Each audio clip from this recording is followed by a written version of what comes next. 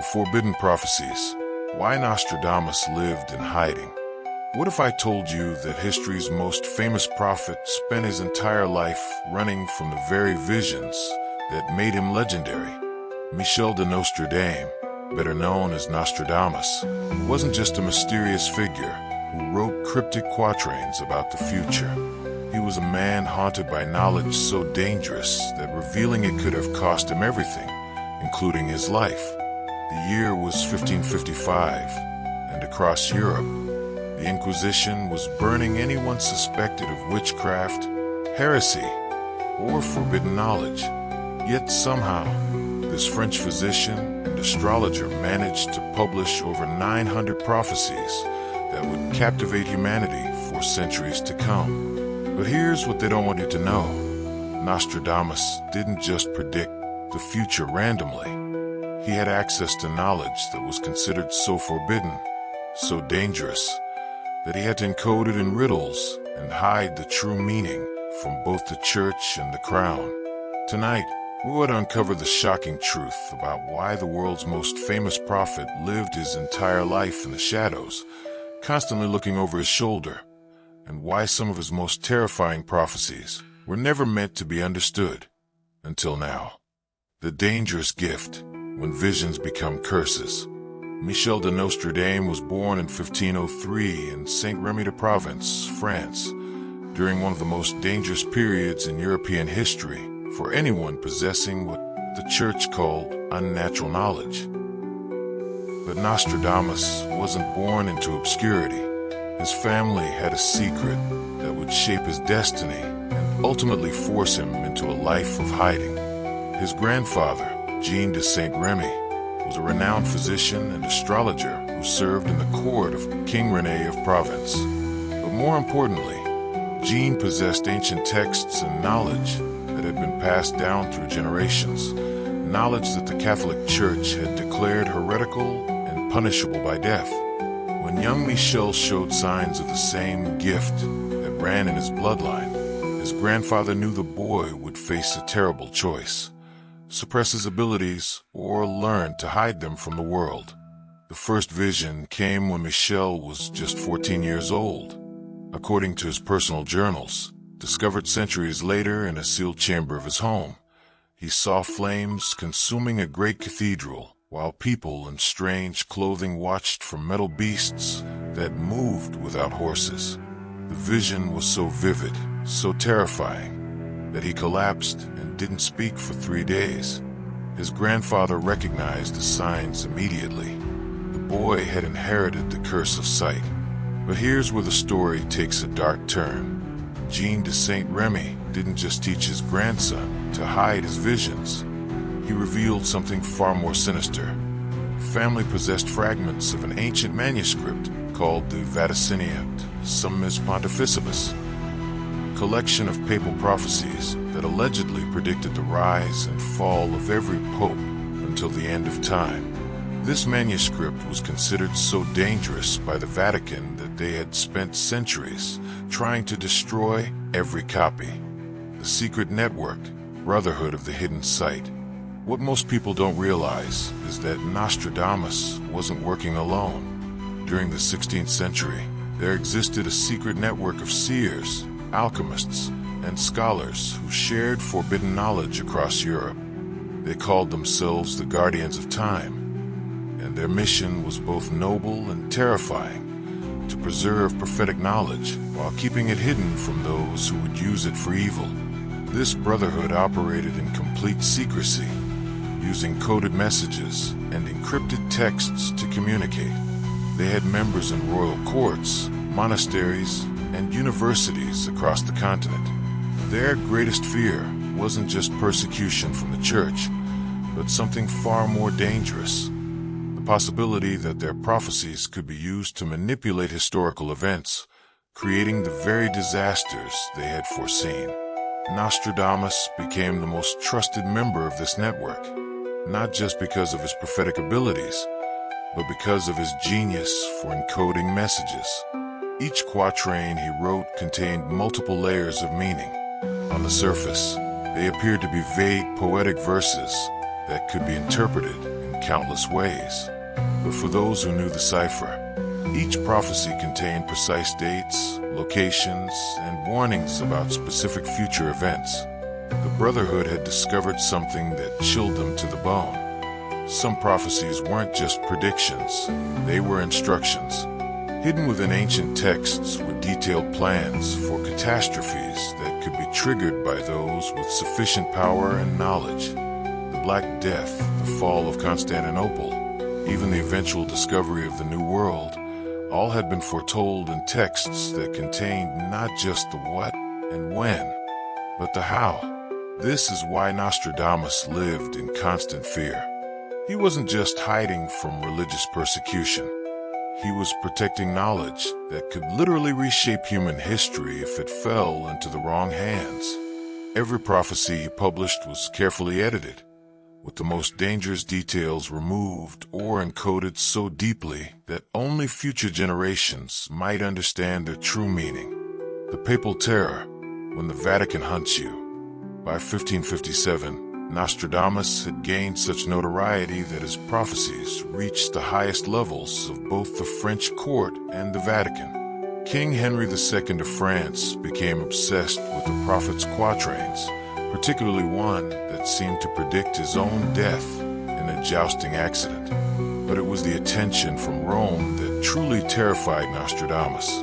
Pope Paul IV, known for his ruthless persecution of heretics, had established a special tribunal specifically to investigate prophetic claims. The Papal Inquisition had received reports about a French physician who claimed to see the future with disturbing accuracy.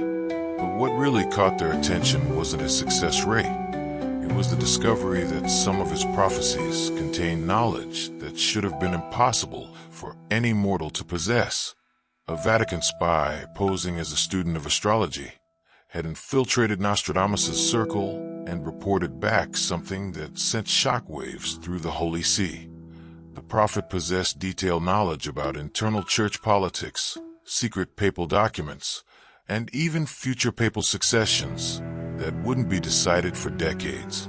This wasn't divination. This was intelligence that could only come from supernatural sources or from access to the Vatican's most closely guarded secrets.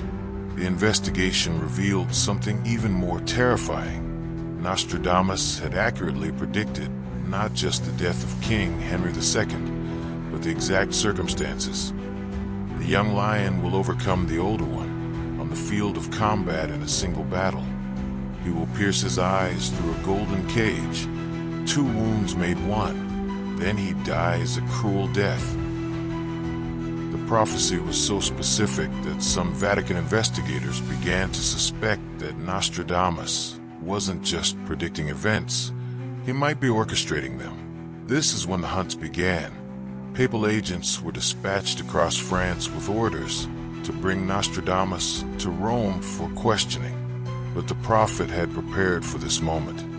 Using his network of supporters, he began a life of constant movement, never staying in one place for more than a few weeks, always keeping one step ahead of his pursuers. The fear became so intense that Nostradamus started encoding warnings about his own persecution into his quatrains. Century 3, Quatrain 34 contains what scholars now believe was his desperate plea for protection. When the eclipse of the sun will be, at broad daylight the monster will be seen. Quite otherwise will it be interpreted. High price unguarded. None will have prepared for it. The royal protection, a deal with devils. Salvation came from an unexpected source. Catherine de Medici, powerful queen of France and a secret practitioner of the occult arts, had been following Nostradamus' prophecies with intense interest. When she learned that the Vatican was hunting him, she made a decision that would change the course of history. She would offer him royal protection in exchange for exclusive access to his visions. But Catherine's protection came with a terrible price.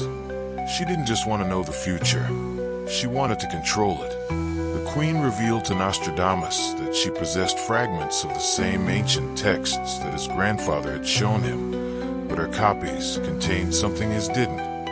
detailed instructions for rituals that could allegedly influence the outcome of prophetic events. This is where the story becomes truly dark.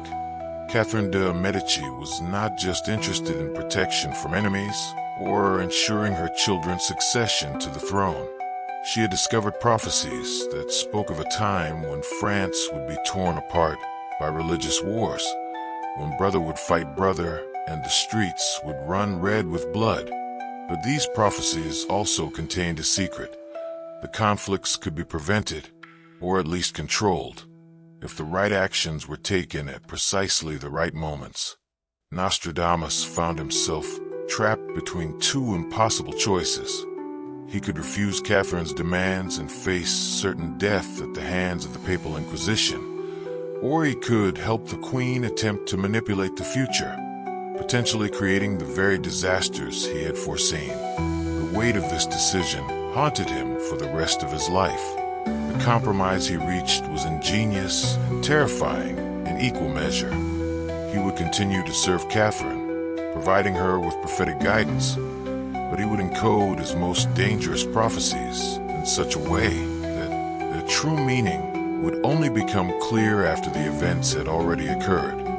He was essentially playing a cosmic game of chess, trying to protect the future from those who would abuse prophetic knowledge while still providing enough information to satisfy his royal patron. This is why so many of Nostradamus's prophecies seem to make perfect sense only after the predicted events have happened. He wasn't just hiding from persecution. He was actively working to prevent his visions from being used to cause the very catastrophes he had seen. The price of knowledge, living between worlds, the psychological toll of living with prophetic knowledge while constantly hiding from persecution began to destroy Nostradamus from within. His later writings reveal a man tormented by the weight of seeing humanity's darkest moments before they occurred, while being powerless to prevent them without risking even greater catastrophes. His personal letters, hidden for centuries and only recently discovered, paint a picture of a man living in constant agony. He describes nightmares where he sees the same terrible visions over and over again. Great cities burning, plagues spreading across continents, wars that would claim millions of lives, and humanity's eventual confrontation with forces beyond their understanding. But perhaps the most disturbing revelation from these private writings is his claim that the visions weren't random. According to Nostradamus, the future wasn't fixed, it was fluid, changing based on the actions of those who possessed prophetic knowledge. This meant that every prophecy he published, every warning he encoded, had the potential to alter the timeline in ways he couldn't predict or control. The responsibility was crushing. If he revealed too much, he might cause panic that would lead to the very disasters he was trying to prevent. If he revealed too little, innocent people would suffer and die because they weren't prepared for what was coming. And always, lurking in the background, was the knowledge that there were others who would use his prophecies for their own dark purposes. This internal struggle explains why Nostradamus's later prophecies became increasingly cryptic and why he began to spread false interpretations of his own work. He was actively trying to confuse future scholars and prevent anyone from using his complete prophetic knowledge. The man who had started his career trying to warn humanity about coming disasters had been forced to become the guardian of secrets too dangerous to fully reveal. The final secret, what he never told anyone. As Nostradamus aged, his visions became more intense and more disturbing. But there was one prophecy, one vision that he never committed to paper, never shared with Catherine de' Medici or his network of fellow seers. This final secret was so terrifying that he took it with him to his grave, leaving only the smallest of clues for future generations to discover. According to encrypted notes found hidden in the walls of his home during renovations in 1982, Nostradamus had seen the ultimate fate of humanity, not just wars or plagues or natural disasters, but something that would challenge the very survival of human consciousness itself. He had witnessed a time when humanity would develop the power to see into the future just as he had. But unlike him, they would lack the wisdom to use that knowledge responsibly. The vision that haunted his final years wasn't of external threats to humanity, but of humanity becoming a threat to the fabric of reality itself. He saw a future where prophetic knowledge would become commonplace, where every decision would be made based on visions of possible outcomes, creating a cascade of paradoxes that would ultimately tear apart the timeline itself. This is why his most famous prophecy remains his most cryptic. In the year 1999, 7th month, from the sky will come the great king of terror, to bring back to life the great king of the Mongols, before and after Mars to reign by good luck. Scholars have debated this quatrain for centuries, but the hidden truth is even more chilling than any interpretation they've proposed. The King of Terror wasn't a person or an event, it was knowledge itself.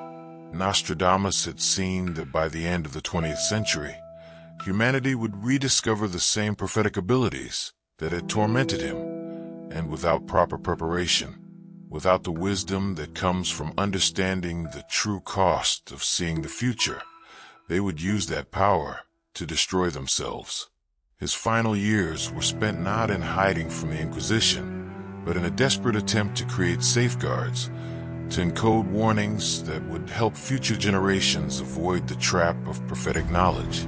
Every seemingly nonsensical quatrain, every impossible-to-interpret verse was actually a carefully crafted puzzle designed to teach future prophets how to see without destroying. The legacy of hidden truth. Nostradamus died on July 2nd, 1566, exactly as he had predicted, but his death marked the beginning of an even greater mystery.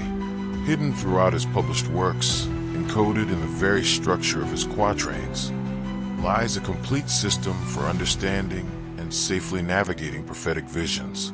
But this knowledge remains locked away, waiting for humanity to develop the wisdom necessary to use it without destroying themselves. The truth is that Nostradamus never stopped trying to help humanity, even while living in constant fear, even while being hunted by both religious and political authorities.